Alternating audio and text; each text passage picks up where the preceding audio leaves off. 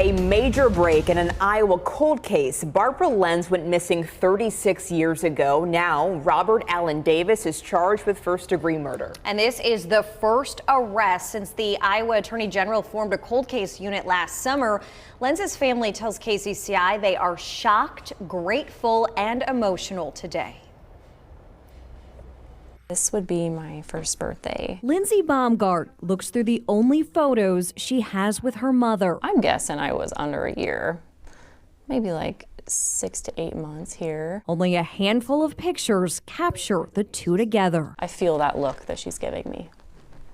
Yeah, pure joy. That's what that is. The love is clear, but the memories have started to fade. I don't remember the sound of her voice or honestly even as a child how she appeared to me. Baumgart was only 3 years old when her mother, Barbara Lenz, disappeared from her apartment in Woodbine. The small western Iowa town has lived with the mystery for decades. Lenz's missing person file kept in this dusty cabinet with few answers until now. Robert Allen Davis is charged with first-degree murder nearly 36 years after Lenz disappeared. His arrest happened Monday during a traffic stop in Council Bluffs.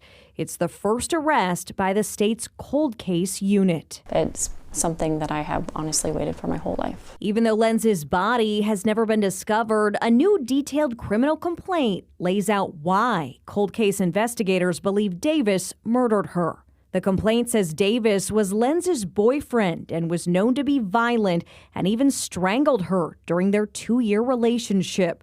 Witnesses told investigators that Lenz was afraid of Davis and tried to get away. It really kind of put her safety and my safety in jeopardy, which is why my dad took protection over me. Baumgart went to live with her father in Omaha at age 3.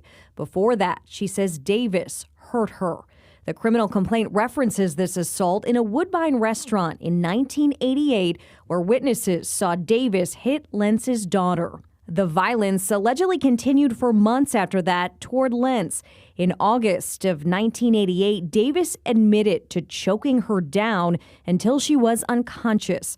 The criminal complaint says there are witnesses for several of these violent incidents, and Lenz sought medical attention for her injuries. Did Barbara ever share those concerns with you? Did she ever talk about being afraid? She didn't. You know, it was a huge surprise to us that she would ever do that. Barbara's younger brother, James Lenz, says he didn't know at the time why his sister signed over custody of her daughter.